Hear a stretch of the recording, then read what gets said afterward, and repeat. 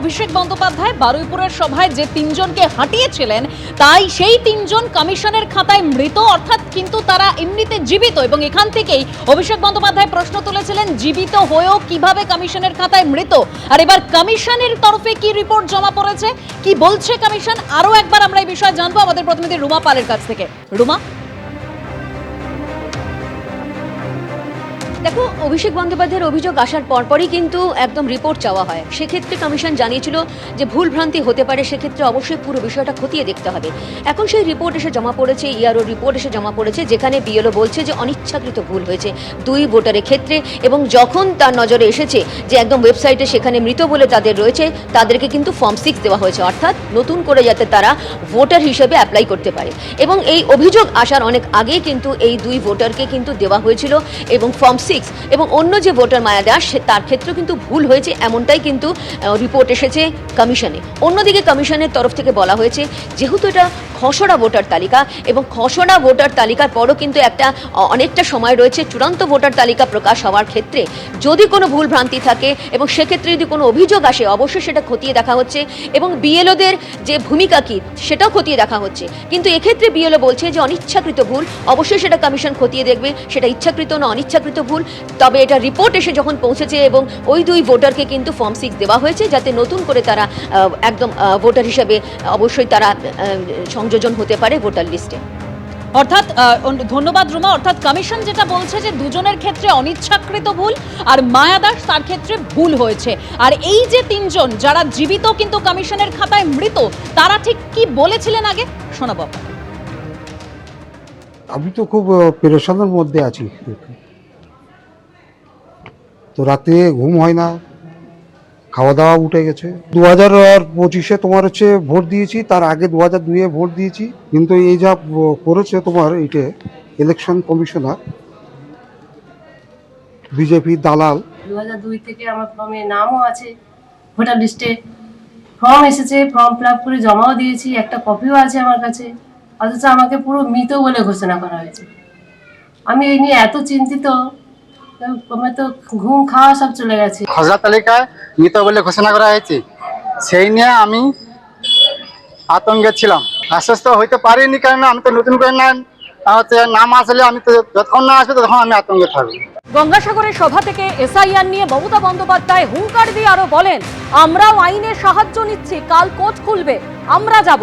মানুষের মৃত্যু হয়রানির বিরুদ্ধে প্রয়োজন পড়লে অনুমতি চাইব, সুপ্রিম কোর্টে গিয়ে মানুষের হয়ে সওয়াল করব।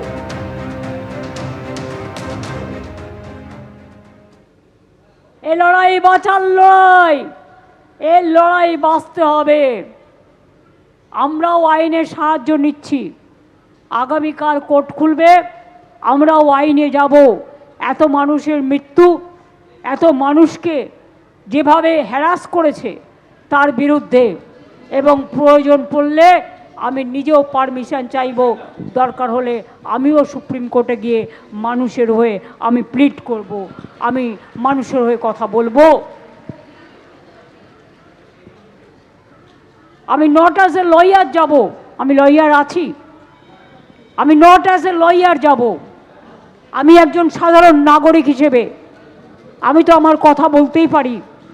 আমি আমার কথা বলার পারমিশন নেব এবং চোখে আঙুল দিয়ে দেখাবার চেষ্টা করব গ্রাসরুটে কি চলছে।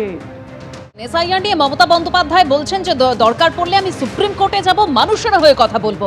আর রাজ্যকে কটাক্ষ করে শুভেন্দু অধিকারী কি বলেছেন শোনাবো, এবং তার পাল্টা কুণাল ঘোষিবা কি বলছেন শুনুন। এসআইআর তো প্রথম স্টার্ট হয়েছে 24শে জুনের পরে বিহারে। দেশে এসআইআর চালু হয়েছে 24শে জুন, ফেজ ওয়াইজ হচ্ছে। ফার্স্ট হয়ে গেছে বিহারে।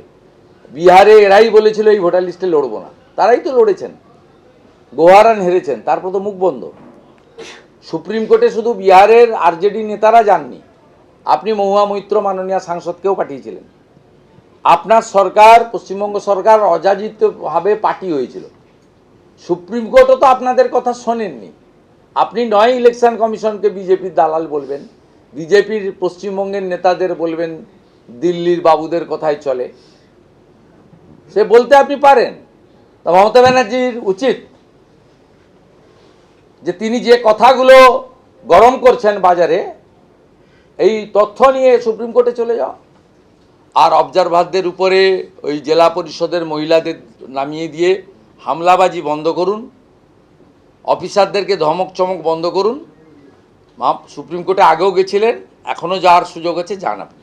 আমরা বলছি যে পদ্ধতিতে হয়েছে তাতে জেনুইন ভোটাররা তারা হয়রান হচ্ছেন। তো তৃণমূলের প্রতিবাদের চোটেই তো কমিশনকে শেষ পর্যন্ত বলতে হলো না বয়স্কদেরটায় বাড়ি গিয়ে করা হবে, তাদেরকে তো ডেকে পাঠানো হচ্ছিল। তখন শুভেন্দু অধিকারীকে তো খুঁজে পাওয়া যায়নি। তৃণমূলের নেতারা বারবার ডেপুটেশন দিয়েছেন, হচ্ছে কি? বৃদ্ধাদের ডেকে পাঠানো হচ্ছে, অসুস্থদের ডেকে পাঠানো হচ্ছে, যান বাড়িতে গিয়ে করুন অথবা ভার্চুয়ালি হিয়ারিং করুন। তৃণমূলের চাপে ওটা থেমেছে।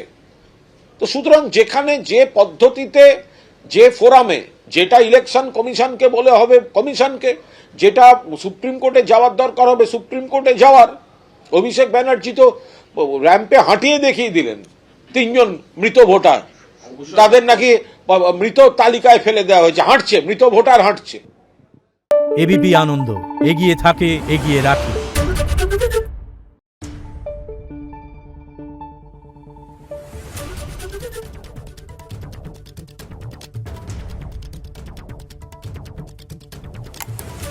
Thank you.